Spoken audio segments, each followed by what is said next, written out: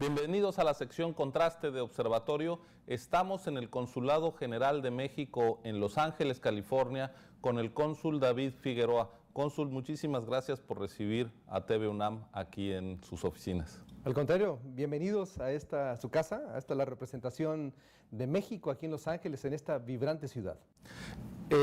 Quisiera empezar por conocer la magnitud y la importancia de la red consular de México y en particular de este consulado en Los Ángeles. Estamos en el consulado más grande del mundo. No hay un país en ninguna nación que tenga un consulado de estas dimensiones. Estamos en una ciudad emblemática para la migración y para la construcción de las relaciones binacionales entre México y Estados Unidos. Yo quisiera que nos dibujara un poco el panorama.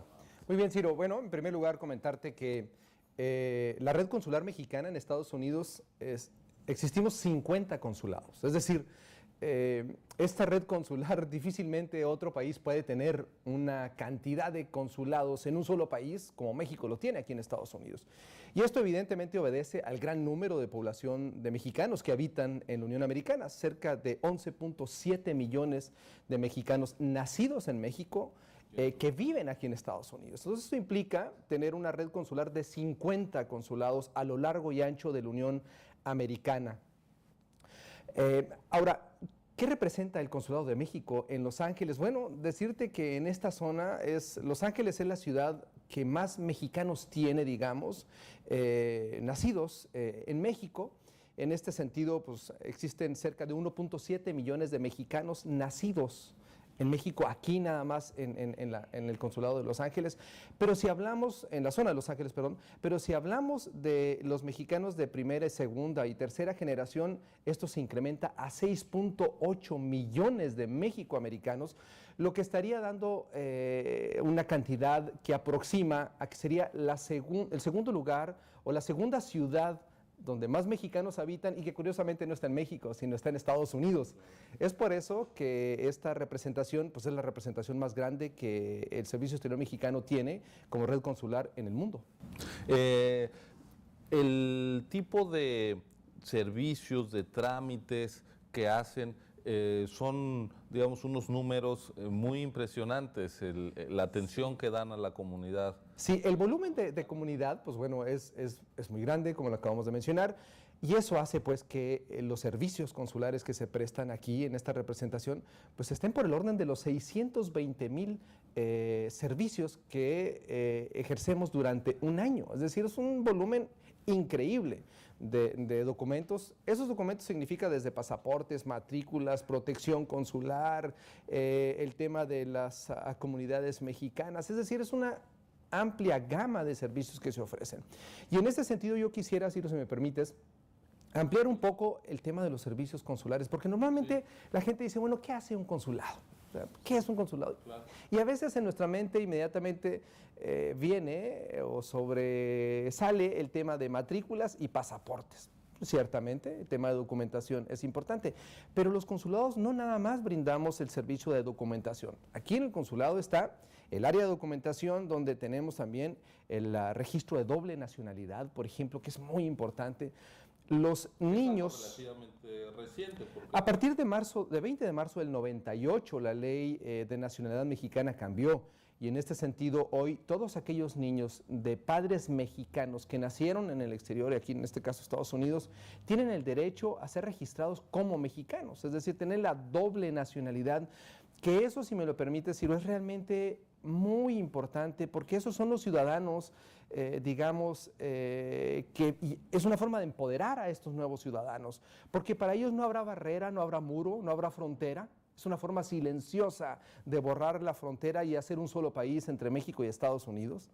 Esto realmente es extraordinario porque estos niños que tienen esta oportunidad de tener doble nacionalidad, no tendrán que sufrir las adversidades que sus padres tuvieron que sufrir en su momento para llegar a este país. Ellos van a poder transitar libremente en ambos países. ¿Y tenemos una idea de la dimensión de cuántos niños están ya beneficiando de esta condición de doble nacionalidad? Sí, puedo dar un dato. Por ejemplo, acá nosotros en este consulado registramos un promedio de 1,700 niños en promedio mensuales que llegan y se desarrollan con este trámite de doble nacionalidad. Cerca de 20,000 al año. Así es, pero nada más en este consulado, pero en el resto de la red consular pues es mucho más amplio el número.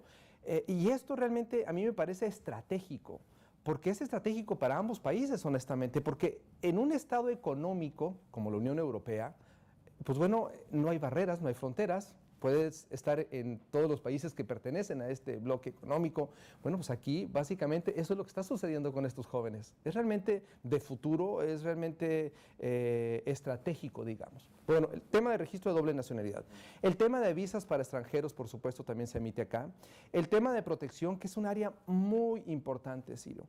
Aquí, todo aquel connacional que por alguna razón ha sido detenido por la autoridad en este país y ocupa la asistencia o la notificación consular, nosotros podemos brindarle asistencia tanto jurídica como también asistencia a que él reciba un trato acorde a la legislación y a las leyes de este país, es decir, que no se le vulneren sus derechos humanos. Por supuesto, tenemos asistencia jurídica en el ámbito penal, laboral, civil, familiar. Proveemos estas asistencias a nuestra comunidad. Nos han tocado casos, por ejemplo, este año se logró ganar un caso de un niño que lamentablemente la policía, el LAPD, le disparó pensando que era un delincuente y lamentablemente este joven quedó paralítico. Y bueno, se acaba de ganar un juicio en contra de LAPD por el orden de los $25 millones, nada más para esto, para ponerlo en contexto de cómo se logran estos impactos cuando se defiende a nuestros connacionales cuando han sido violentados en sus derechos. Tenemos, por supuesto, también el tema de comunidades, que es una gama muy amplia, donde están, pues aquí en Los Ángeles tenemos poco más de 1,000 organizaciones de clubes de oriundos, de federaciones, de confederaciones, que estos clubes de oriundos es una forma de organizar a nuestra comunidad y esta comunidad desarrolla actividades aquí en Los Ángeles, pero además ayuda a nuestro país con el programa de Sedesol 3x1 para migrantes, favoreciendo a sus lugares de origen. Así es que, como ves, hay una amplia gama de servicios, son muchísimos los servicios que el Consulado Mexicano presta, así es que la gente que nos está viendo, pues bueno, hay que tener siempre en mente que el consulado no nada más es matrícula y pasaporte, son muchísimos los servicios que se ofrecen acá. Así es, y cuando se habla de las representaciones de México en el extranjero, casi siempre se piensa en las embajadas, en un trabajo pues muy glamuroso, incluso digamos así, pero el trabajo de los consulados es un trabajo, digamos, de tierra,